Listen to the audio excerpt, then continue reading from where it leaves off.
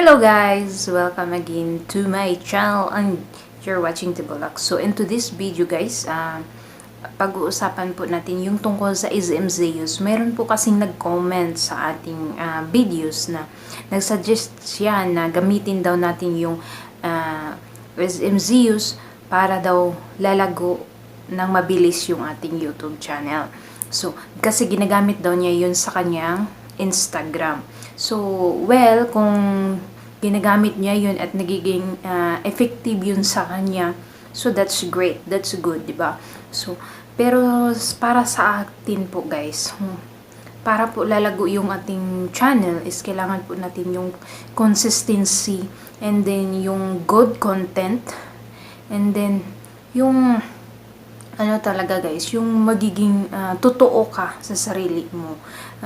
Hindi naman kailangan na gagamit tayo ng mga easy ways, 'di ba? Para lalago yung mas maganda pa rin, mas mainam pa rin yung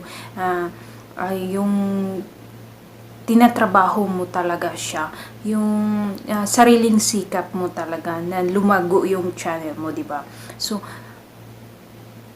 guys, ipakita ko sa inyo kung ano nga ba yung SM Zeus. Na-intriga kasi ako sa comment niya. Kaya nag-research ako. So, nagre-research ako.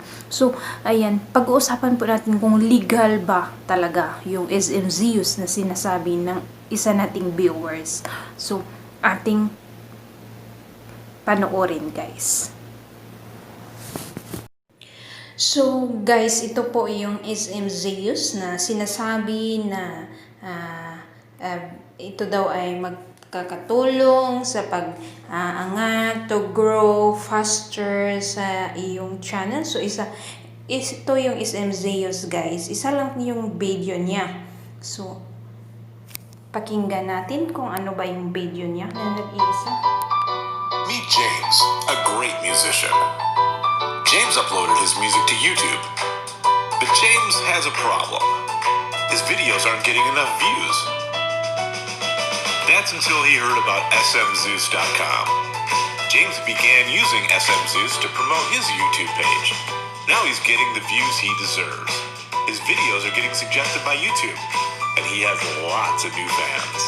So if you want to crush your competition, eliminate all opposition, what are you waiting for? Do it now. Sign up to smzeus.com today and get the recognition you deserve.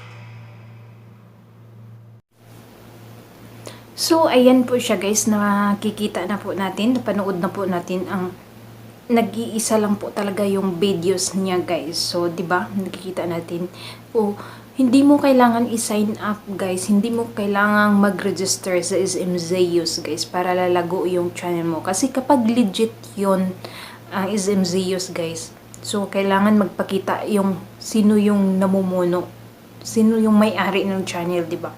Pero wala, is animation lang siya guys. At kung i-sign in mo yung YouTube yung YouTube name mo or yung email address mo at yung password mo, so makapag-access na sila, mayroon na silang access sa account mo. So pwede nang i-scam yung account mo. So pwede nang mawala yung sayo, di ba? So be careful guys. Huwag tayong magmamadali, huwag tayong kailangan nating i-research muna bago tayo gagawa ng hakbang kung ano man yung mga offer ng ating mga hindi natin alam yung mga tao, di ba? Kasi hindi tayo magkapariho lahat. Hindi lahat ng tao magkapariho ang puso. So, mayroong good heart, mayroong bad heart, kaya ingat-ingat po guys. So, remember to grow your channel fast, be consistent, be friendly, make your own, be your own, and work it hard. So, bye-bye. Thank you for watching. See you on my next vlog.